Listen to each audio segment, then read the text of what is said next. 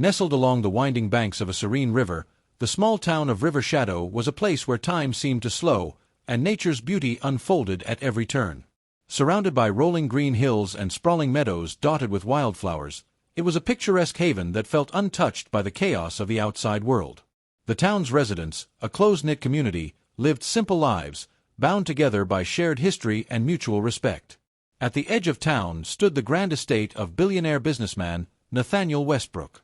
His mansion, perched on a high hill, overlooked the peaceful town below.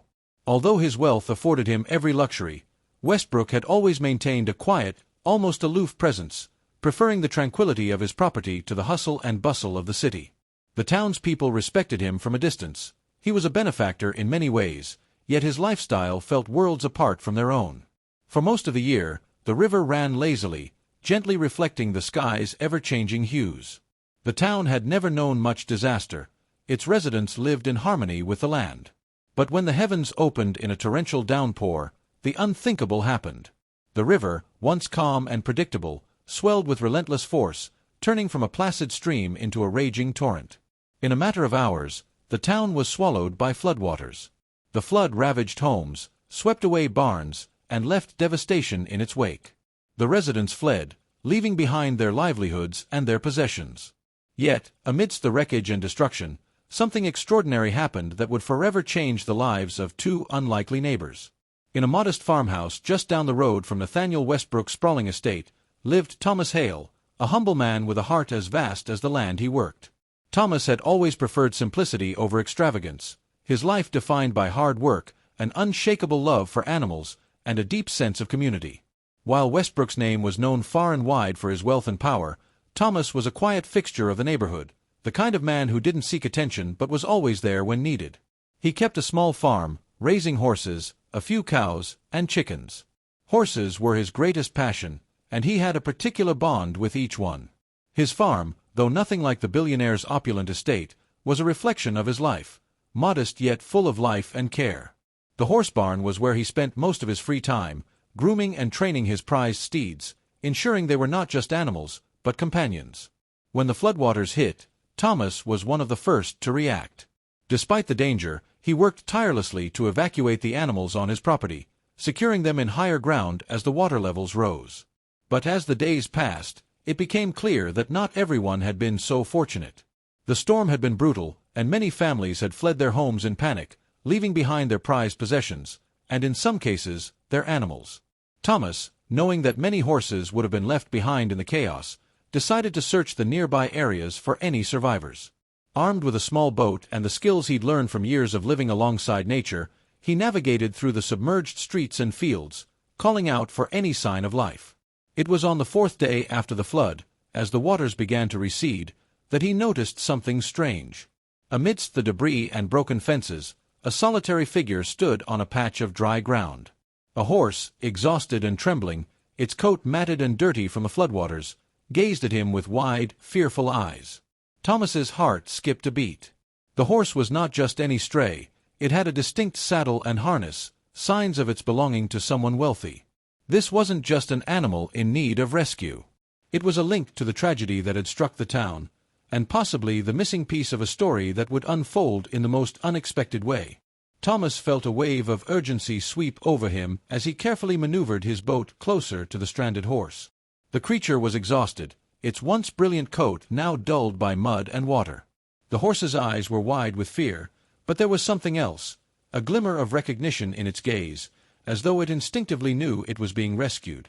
Thomas pulled the boat gently to the patch of land where the horse stood, speaking softly to calm it. "Easy now, boy. I won't hurt you." The horse nickered softly, and Thomas, with the careful hands of a lifelong animal lover, unfastened the saddle. His mind raced. This wasn't just any horse. As he examined the tack, he noticed the distinct markings, a luxurious saddle, crafted from fine leather, with intricate stitching. It was a design typically reserved for the horses of wealthy owners, and Thomas could only think of one person in the area who would own such an animal: Nathaniel Westbrook. Thomas's heart sank as he realized that this might be one of Westbrook's prized horses, if not the most prized. The flood had ravaged much of the town, but he knew that Westbrook's estate, perched on higher ground, had remained safe. Still, the idea that the billionaire's horse had ended up stranded in the floodwaters struck Thomas with a sense of both awe and dread. The Westbrook mansion was miles away, and with the road still impassable due to the flood's aftermath, contacting the billionaire would be nearly impossible. Yet, Thomas knew what he had to do. He couldn't leave the animal stranded. He wouldn't. Carefully, he led the horse into the boat, guiding it as best as he could through the muddy, debris-strewn waters. After several hours, they reached the relative safety of his farm, where Thomas set up a small stall for the horse in the barn and began tending to its injuries. As he worked, his mind turned to the question of ownership. The flood had caused widespread chaos, people had evacuated in haste, and many animals, like this horse, had been left behind.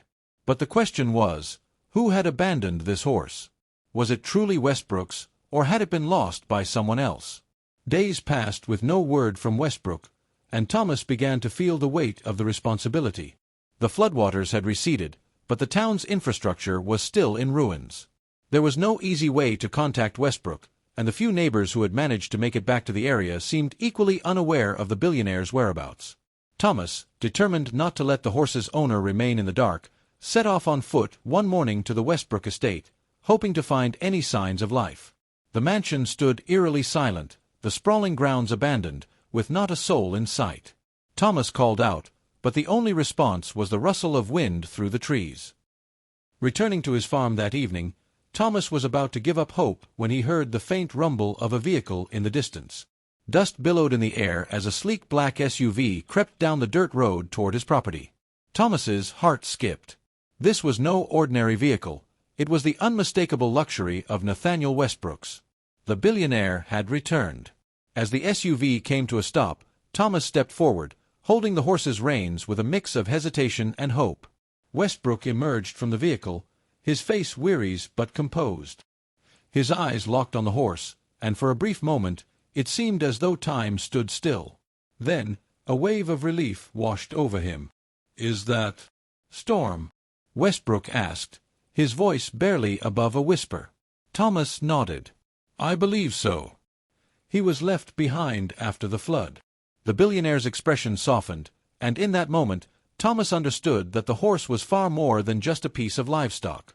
Storm was a symbol of survival, a connection between the rich, the poor, and the shared hardship that the flood had brought to everyone. "I need to thank you," Westbrook said, his voice thick with gratitude. "I never would have known if you hadn't found him. I owe you more than I can say." But Thomas, ever the humble man, shook his head. "I did what any neighbor would have done. No thanks needed." Yet, as the sun began to set over the farm, Thomas felt a growing sense of pride. This was just the beginning. What had started as a simple act of kindness was now leading him into a story that none of them, rich or poor, could have ever imagined. The days after the flood had passed in a blur for Thomas. He focused on caring for Storm, the horse who had so quickly become the heart of his farm. The initial shock of the disaster was giving way to the quieter, more exhausting task of rebuilding, and as the floodwaters finally receded, the town of River Shadow began to pick up the pieces. Yet, for all his efforts, Thomas couldn't shake the feeling that something important had been left unresolved. The question of ownership still lingered, and with no word from Nathaniel Westbrook, he wondered how the billionaire was coping with the chaos. Then, one afternoon, as Thomas was tending to his own horses, he heard the unmistakable roar of an engine approaching from down the long dirt road. A sleek black SUV appeared on the horizon, kicking up a cloud of dust as it made its way toward his farm. Thomas recognized the vehicle instantly. It was Westbrook's. His heart raced as the car pulled up to the front of the barn, and Nathaniel Westbrook stepped out, looking every bit the part of the billionaire he was, despite the evident weariness in his expression. Westbrook was dressed casually, but there was no mistaking the weight of the situation in his eyes. His normally pristine appearance was slightly disheveled, a subtle sign of the emotional toll the disaster had taken on him. His gaze immediately fell on Storm, standing quietly in the stable, his sleek coat now shining after days of care. For a moment, neither man spoke. There was only a long, knowing look between them, a shared understanding of the bond that had been formed in the wake of catastrophe. Westbrook approached Storm slowly, the horse's ears flicking in recognition. His hand trembled slightly as he reached out to touch the animal's mane, and Thomas could see the billionaire swallow hard, overcome with emotion. "You found him," Westbrook said softly, his voice thick with gratitude. "I feared the worst. But here he is, safe. I don't know how to thank you." Thomas felt a flush of modesty, but he simply shrugged. "No thanks needed. He was lost, but you're lucky he made it." The billionaire looked up, meeting Thomas's eyes. There was something more in his gaze now, something deeper than mere thanks. There was respect, and something else, a recognition that their worlds, once so far apart, had converged in the most unexpected way. "I don't know what I would have done without you," Westbrook continued, his voice quieter now. "But I do know that I owe you more than words can say. You've saved more than just a horse.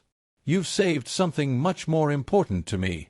In that moment, the enormity of the flood and its impact seemed to fade into the background. What had begun as a small act of kindness had now formed a bridge between two unlikely people, one wealthy, one humble, and both forever changed by the events of the past few days. Thomas smiled, a quiet, knowing smile. "We're neighbors, Mr. Westbrook. Neighbors help each other out." Westbrook nodded, his eyes softening, and for the first time since the flood, he seemed at peace. As the days passed after their meeting, the connection between Thomas and Nathaniel Westbrook began to grow in ways neither man had anticipated. Thomas continued to care for Storm, watching as the horse recovered with remarkable speed under his gentle, attentive care. But as the billionaire quietly observed from the sidelines, he began to notice something unexpected. Storm, once thought to be just another horse in his collection, was showing signs of something extraordinary, an inherent grace, a powerful build, and an undeniable fire in his eyes. Westbrook had always been a man of numbers and precision, accustomed to evaluating value in terms of assets and profit. But now, as he spent more time with the horse, a thought began to nag at him. Could this horse be more than just a companion? Could Storm be worth far more than he ever imagined? One evening, Westbrook invited a renowned equine expert to examine the horse, someone who had worked with some of the finest racing horses in the world. As the expert arrived at Thomas's farm, he immediately approached Storm, studying the horse with a trained eye. The expert took his time, running his hands over Storm's muscular frame and inspecting his hooves and posture. After several tense minutes, the expert looked up, his face a mixture of disbelief and awe. "This is no ordinary horse," he said, his voice filled with astonishment. "You have no idea what you're sitting on, Mr. Westbrook." Westbrook's heart skipped a beat. "What do you mean?" he asked, trying to mask the growing sense of anticipation in his chest. "This horse," the expert continued, "is a thoroughbred of rare lineage. I've seen many horses in my time, but Storm's pedigree is unlike anything I've encountered. His bloodline traces back to some of the greatest racing champions in the world. In fact, he may be the heir to one of the most coveted lines in the industry." Westbrook's mind raced as the weight of the words sunk in. Storm, the horse he had written off as just another animal, was, in fact, a potential racing champion, one who could command millions at auction or on the racetrack. The thought made Westbrook's heart pound. He had always known that his horses were valuable, but this was something entirely different. He could hardly believe it. "What are you saying?" Westbrook asked, his voice tense. "Are you telling me that this horse could race?" The expert nodded. "Not only could he race, Mr. Westbrook, but he could dominate. With the right training, Storm could easily become one of the top contenders in the world of horse racing. We're talking about a future champion." The revelation hit Westbrook like a thunderclap. He looked over at Thomas, who stood quietly by, watching the interaction with a mixture of curiosity and concern. Thomas had no idea just how valuable Storm truly was, nor did he care about the horse's monetary worth. To him, Storm was just another animal that had needed saving. But now, Westbrook could see the full picture. This horse wasn't just a symbol of survival. He was a treasure, a living testament to the resilience of nature, and an asset that could change everything. As the equine expert finished his assessment, Westbrook turned to Thomas, his expression one of awe. "I had no idea," he said, shaking his head slowly. "This horse is worth more than I ever imagined." Thomas, though clearly overwhelmed by the news, remained grounded. "I just did what anyone would have done, Mr. Westbrook," he said, shrugging humbly. "It wasn't about money." Westbrook nodded, his mind working quickly. He knew he had to make a decision, one that would affect not just the future of Storm, but also his relationship with Thomas. "I owe you more than I can express," Westbrook said, his voice thick with emotion. "Not just for saving my horse, but for giving me the chance to understand just how much he means, not just to me, but to the entire industry. You've given me something far greater than any financial reward could offer." But Thomas, ever the modest man, was not interested in wealth or recognition. He had saved the horse out of compassion, not for profit. "I didn't do this for any reward," Thomas said simply. "You don't owe me anything." Westbrook smiled, the corners of his mouth lifting with both gratitude and respect. "Maybe not, but I think I can offer you something that will make both of our lives better." A moment of silence hung between them as Westbrook considered his words. Finally, he spoke again. "I've been thinking. You've shown a depth of kindness that I can't ignore. I want to help you rebuild, not just your farm, but your future. Let me sponsor you. Let me train Storm for racing. And when the time comes, we'll share the profits. We'll do it together." Thomas's eyes widened in surprise. He had never imagined such an offer. But as he looked at the horse, then back at Westbrook, he realized this was more than just a business proposal. It was a chance for him to make a lasting difference, not just for himself, but for the community he loved so dearly. Westbrook extended his hand, and after a moment of thought, Thomas took it. Their worlds, once so far apart, had collided in a way neither of them could have ever predicted.